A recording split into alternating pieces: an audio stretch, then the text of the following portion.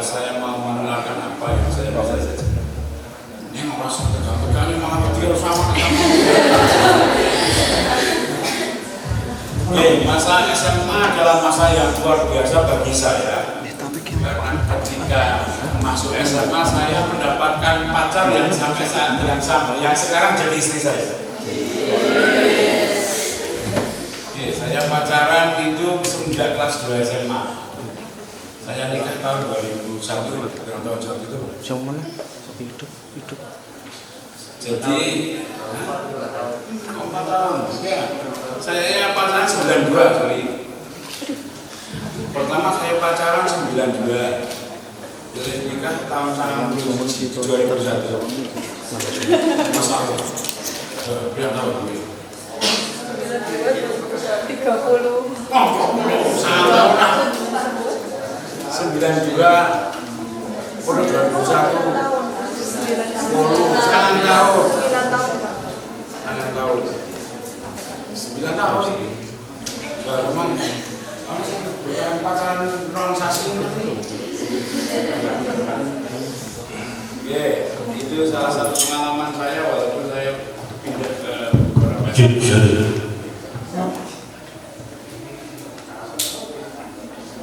itu pengalaman yang terindah. Maka dari itu tadi ketika KPU itu di sambutannya bahwa masa SMA itu masa yang paling apa sih? Rawan. Masa yang paling membuat di bawah Indah.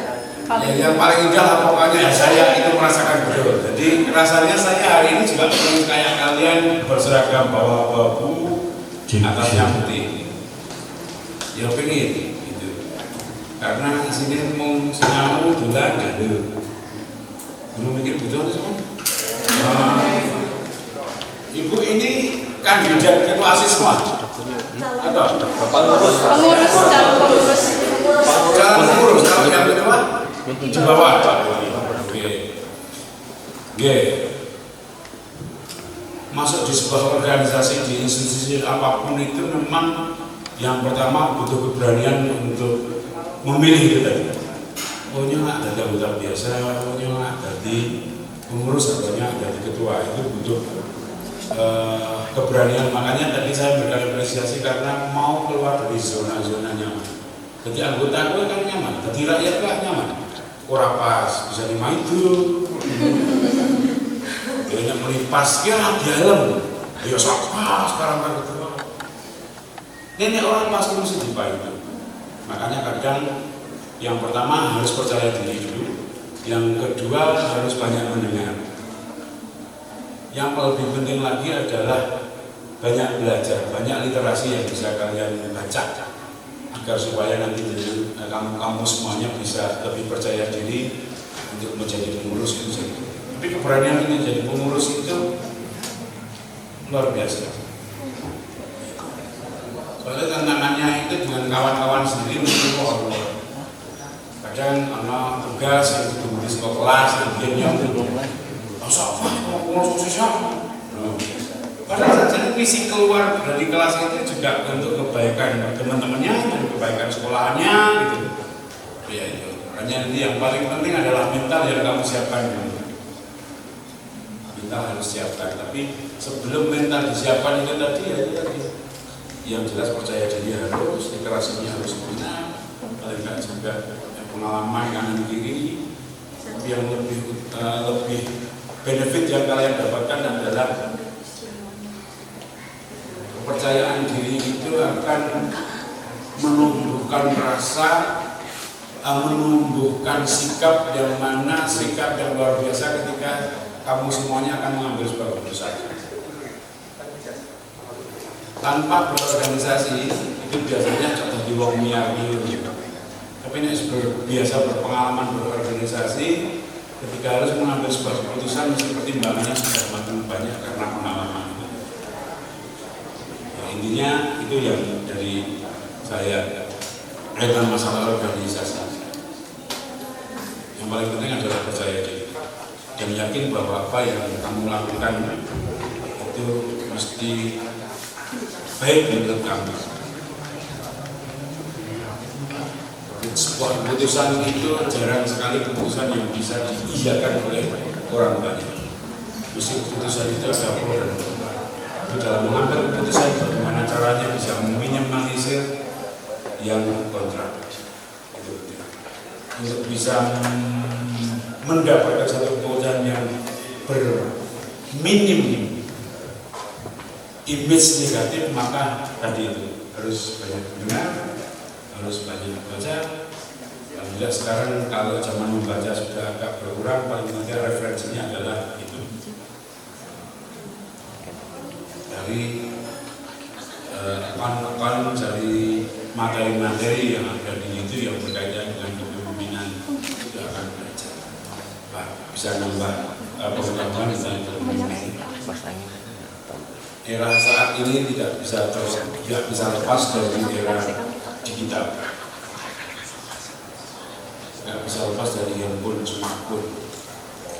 Tapi apapun dalam memilih sebuah konten, memilih sebuah sajian, yang pertama yang jelas cari dulu ini yang membuat berita, yang membuat tulisan ini siapa.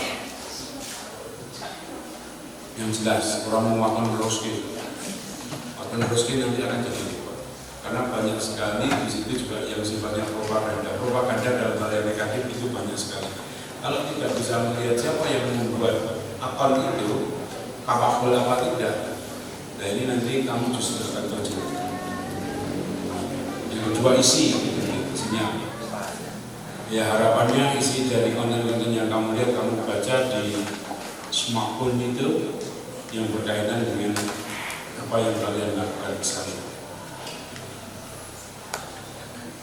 Memilih konten dan sebagainya. Hindari konten-konten yang pada akhirnya nanti akan menjerumuskan kamu. Konten iri, konten dengki, konten itu, apalagi konten-konten yang sifatnya berbau ke asusila, porno. Kalau sudah masuk ke situ keluarnya. Yang lebih penting lagi, kereta jalan ini di luar itu tadi jangan sampai nyentuh yang namanya narkoba. Nah, sosialisasi narkoba sudah dilakukan di sini belum Pak dari BNN. Sama itu penting, jangan. Bapak saya dulu pernah bilang, pokoknya DE besok lulus nomor sisi tak delok pinteran orang itu nomor sisi tak delok DE wis tau mek narkoba apa belum? Bapak saya. DE orang mek narkoba tekan DE lulus tak anggap DE berhasil. Sebentar apapun ketika kamu semuanya kesentuh narkoba, yes, selesai. Yes, finish. Tidak bisa memikir apa lagi isinya dunia seperti itu karena sudah banyak sering ajaran. Itu penting itu. Nanti saya di bawah juga bilang kalau menurut pendapat saya orang tua itu adalah istilah saya kekepak nanggung. Jadi saya sekali-kali kalau bisa membantah terhadap perintah-perintah orang tua. Jika kamu semuanya akan melakukan kegiatan apapun wajib hukumnya minta restu Bapak Ibu. Ini juga saya bilang karena sekarang aktivitas kamu adalah belajar, maka wajib hukumnya selalu patuh dan berkepala sekolah dengan Bapak Ibu. Di antara kalian yang saling menghormati, saling menghargai, jangan pernah saling membunuh. Karena manusia tidak ada yang sempurna. Semuanya mesti punya kelebihan dan kekurangan. Ketika kita bisa melihat kekurangan apa yang kita punya, tapi bisa diisi kelebihan dari orang lain, maka ini akan bisa menjadi lebih smooth lagi jalannya, lebih sempurna. Mungkin itu saja yang bisa saya sampaikan. Mungkin ini, saya mau tanya saja. Lo rasa kekal? Kalian kan generasi penerus bangsa sampai hari ini perjalanan negara kita Indonesia sudah sampai tahap kayak seperti apa? Harapan kamu sebagai generasi penerus kita ini, harapan kamu apa? Ya orang sedikit lah pokok nama depan gitu. Saya minta 2 orang, 1 cowok, 1 cewek.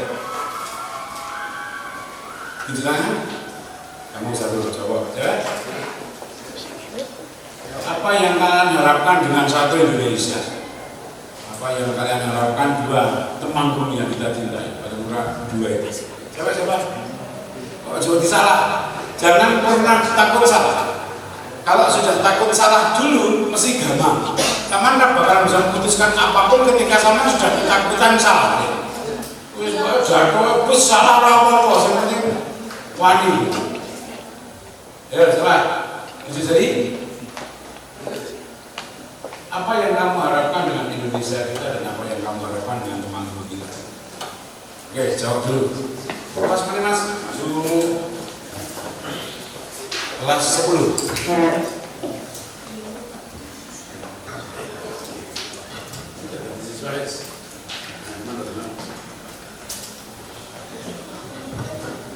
Assalamualaikum warahmatullahi wabarakatuh. Sebelumnya, perkenalkan nama saya Okta Masburo.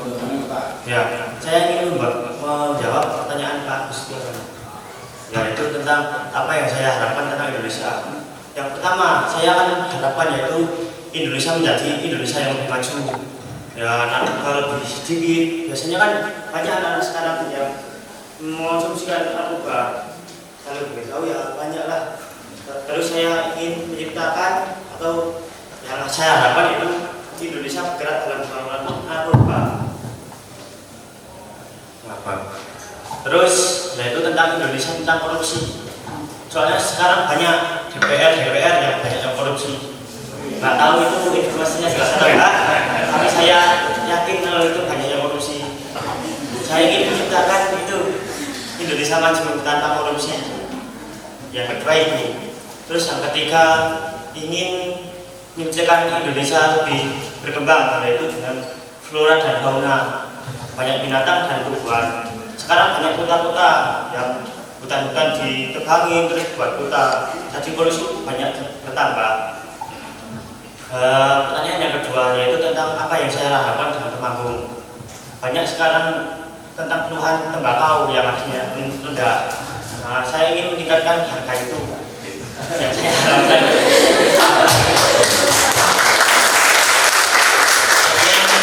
Terima kasih. Wassalamualaikum warahmatullahi wabarakatuh.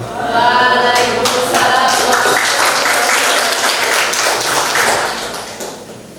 Harapannya luar biasa, Indonesia anti narkoba berarti ya. Mari kita bareng, karena kalau pemerintah yang jalan saya pikir nggak bisa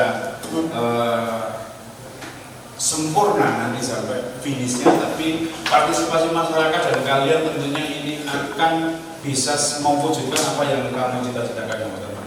Yang kedua, Indonesia bebas korupsi. Bismillah. Mari kita bareng. Pak Bupati korupsi berapa kira-kira? Cek jangan ngomong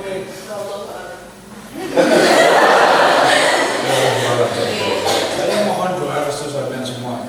Nah, siapapun itu pasti dimudahkan Gusti Allah, dan kadang Gusti Allah itu mewujudkan doa-doa kalian itu tanpa dinyanyikan. Tapi saya mohon doa dari kalian semuanya, moga-moga saya tidak nyentuh kita.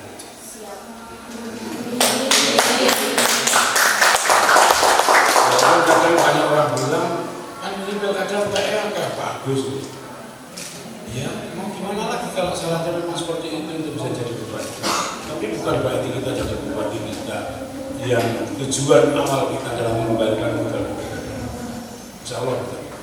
Apa yang saya keluarkan di pilkada kemarin, bismillah kasarannya ngomong, bosnya ngomong gunung nyongkon, kode kaya ngomong buang kain kalian. Kamu kira rasa diri mas masa ngiling kue orang rasa diri. Oke, karena apa? Ini pasti akan merugikan masyarakat. Yang kedua, kalau konangan yang mesti merugikan kabeh, terus merugikan masyarakat, bojone rekoso, anak bojone rekoso. Harapan saya tidak tentu. Walaupun pada akhirnya nanti 5 tahun ke depan nanti akan seperti apa, walau kamu. Insya Allah saya tidak akan menyentuh itu bismillah. Pastinya saya harus punya satu prinsip, tapi prinsip saya akan lebih mujarab lagi ketika saya dijualkan kalian semua. Yang ketiga apa? Oke. Ya, kita harus bisa mempertahankan flora dan fauna ya. Jadi karena menata kota macam-macam bukan berarti kita harus mengurus fauna yang ada di sekitar kita. Flora pasti bagaimana caranya kita bisa mempertahankan itu, melestarikan itu. Salah satu desa di Jumo namanya Desa Gunung Gempol. Itu salah satu desa. Siapa yang main Gempol? Enggak ada. Sing Jumo. Desa Gunung Gempol itu adalah salah satu desa yang punya inisiatif untuk melestarikan flora, fauna. Fauna itu kewan sih. Ya, jadi di sana tidak boleh orang menembak gunung. Gitu. Kalau ada binatang liar, Pak Kepala Desanya berusaha itu bisa divalisasi. Ono kucing seluruhan, kucing ketabrak, dia emang dirawat, orang saya dikubur gitu. Ini salah satu. Kapan-kapan mungkin bisa geser teman-teman guru ke Desa Gunung Gempol Kecamatan Jumo. Itu salah satu desa yang mencoba untuk melestarikan khususnya burung dan beberapa hewan. Di rumah Pak Lurahnya ada kebun binatang kecil-kecilan. Tidak banyak binatangnya, tapi kayak kebun binatang kecil-kecilan. Kapan-kapan bisa manggung masalah tembakau. Tuh, masa jenis kota yang murah sudah kita. Ini kan masuk lingkungan sekolah kawasan bebas rokok, ini kamu hormati ya. Jadi kau yang putus sekolah SMA. Ya, saya boleh cerita rokok nggak di sini dia. Kita semua pribadi lah masalah baku. Karena ini institusi institusi sekolah yang cerita rokok mbako ora bener. Sama mata ketika kapan-kapan bal-balan karunya. Masalah mbako kenapa kok saya suwe kok mbako saya suruh terjadi. Itu gitu. Saya sosialisasi di sini, saya waktu saya nggak enak sama kepala sekolah ini. Oke, nanti minta nomor teleponnya ya, Din. Tak kontak. Cukup kita ya, Mas ya. Ya coba tadi coba. Nah, itu terus habis ini aku Pak kamu di mana Pak? Ah,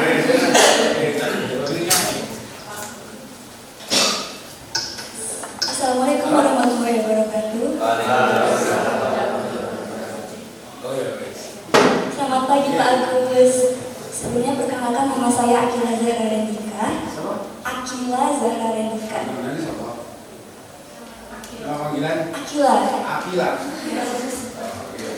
Sebelumnya mohon maaf sekali, saya belum lama tinggal di sini. Saya anak pindahan dari Riau. Dari Riau, kamu dari mana? Yang Tembilahan Pak. Oh, Tembilahan, ya boleh. Jadi harapan saya untuk manggung ini sebenarnya sangat simpel Pak. Pertama, saya berharap akses pendidikan, kesehatan, dan internet itu bisa semakin merata. Jadi tidak hanya di kota-kota besar dan inti saja, tetapi pada desa-desa yang terpencil juga. Itu yang pertama. Yang kedua, saya berharap ekonomi di Temanggung ini bisa semakin meningkat. Kemiskinan bisa menurun, terus pedagang-pedagang kecil bisa mendapatkan keuntungan yang besar, juga lapangan pekerjaan yang semakin banyak. Terus yang ketiga, karena saya sendiri adalah seorang perempuan, saya berharap semoga perempuan-perempuan di Temanggung ini memiliki masa depan dan mimpi yang semakin tinggi. Tidak hanya sebatas ibu rumah tangga saja seperti di kebanyakan desa-desa. Saya ingin perempuan-perempuan itu bisa pergi kemana saja Pak, menempuh pendidikan di mana saja, menjadi apapun, pergi dimanapun, dan melakukan apapun yang mereka mau. Mungkin hanya itu saja dari saya.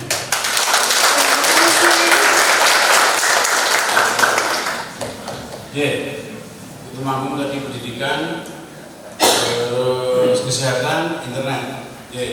Saya jadi kepala desa 16,5 tahun. Suwe saya jadi pelajar yang awal itu 2007, yang terakhir saya di Pilkades 2020. Nah, kaitan masa menjawab internet tadi di 2016 saya sudah melaunching desa cyber pertama di Jawa Tengah. Di Jawa Tengah. Itu saya narik fiber optik, waktu itu radius sekitar 3 km bisa berwifi gratis di tahun 2016. Kamu bisa browsing di Googling desa cyber pertama di Jawa Tengah. Dua handphone ya. Coba kamu bisa makan dua.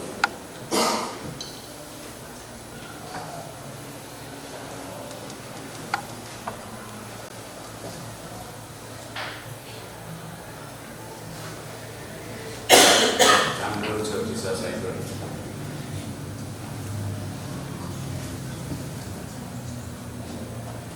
Campur aja.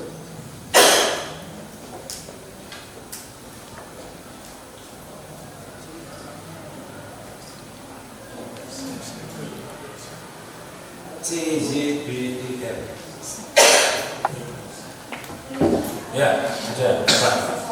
Bisa 2015 pertama sudah pernah beratnya. Itu sudah saya lakukan.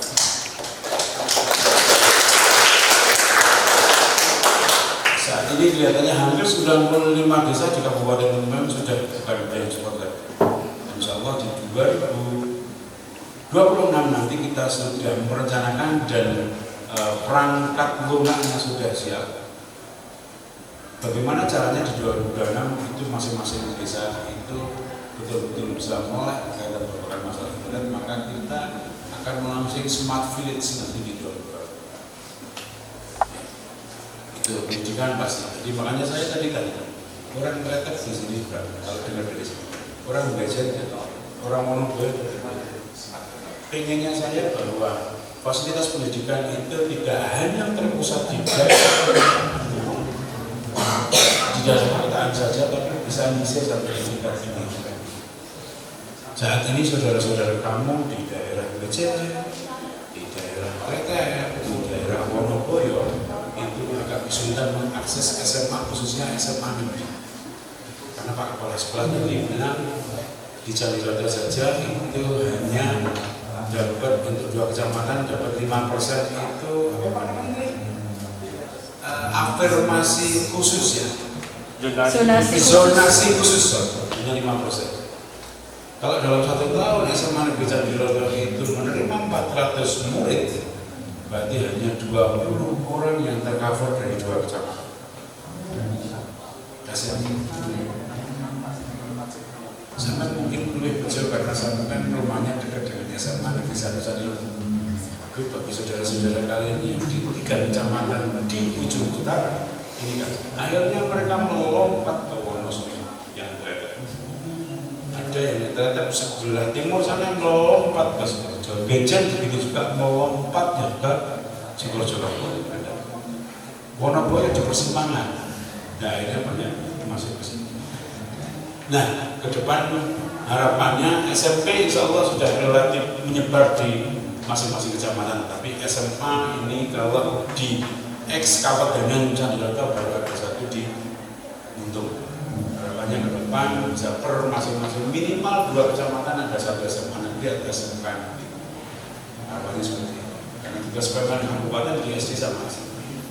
Tapi apapun kita tidak melupakan yang di dunia SD dan SMP. Kita akan bangun dulu dari saya waktu itu Pak Kepala Sekolah, bangun karakter teman-teman pengajar dulu itu yang baik. Kalau teman-teman pengajar belum dibangun karakternya dulu, bagaimana dia akan memberikan satu pemahaman yang baik terhadap murid. Kan jargon yang positif. Jargon kan enggak bahasa orang dia. Ajar nih orang lakoni. Jadi kamu cuma ngomong doang, cuma nggak apa-apain gitu, nggak ngelakuin apa yang kamu ngomongin gitu. Itu namanya jargon dalam bahasa Jawanya. Jargon. Ajar nih orang lakoni. Terus dunia kesehatan. Dunia kesehatan sudah ada rumah puskesmas rawat inap di beberapa daerah pinggiran, tapi saya 2026 saya kepingin lebih memberikan fasilitas yang lebih di puskesmas rawat inap. Sekarang puskesmas rawat inap ada di beberapa kecamatan. Pilot projectnya di 2026 saya akan memulai puskesmas rawat inap di Kecamatan Wonoboyo. agar supaya akses dari daerah pinggiran untuk mendapatkan fasilitas kesehatan yang sifatnya kesehatan yang mungkin nggak cuma penyakit paru, pubis gitu, yang penyakit berat tidak terlalu jauh larinya harus ke parah. Dari satu pilot project di Wonoboyo, moga-moga nanti kedepannya di daerah pinggiran, di daerah Kabupaten Temanggung nanti itu bisa bersentuh-sentuh sehingga fasilitas kesehatan masyarakat itu tidak terlalu jauh. Yang kedua, saya sudah mencoba untuk mengintegrasikan ambulan yang ada di Kabupaten Temanggung. Jadi hanya mempunyai satu call center di 119, tapi 119 paling tidak sudah bisa menjembatani kepentingan masyarakat-masyarakat yang terkena musibah yang membutuhkan ambulan. Sudah saya integrasikan melalui call center 119, kalau tidak salah 78 ambulan di Kabupaten Temanggung, baik itu punya Pemkab, dari organisasi-organisasi dan perorangan sudah kita integrasikan kemarin langsungnya di Jumo. Gitu. Terus sampai di internet itu, 123 internet pendidikan kesehatan perempuan. Ya.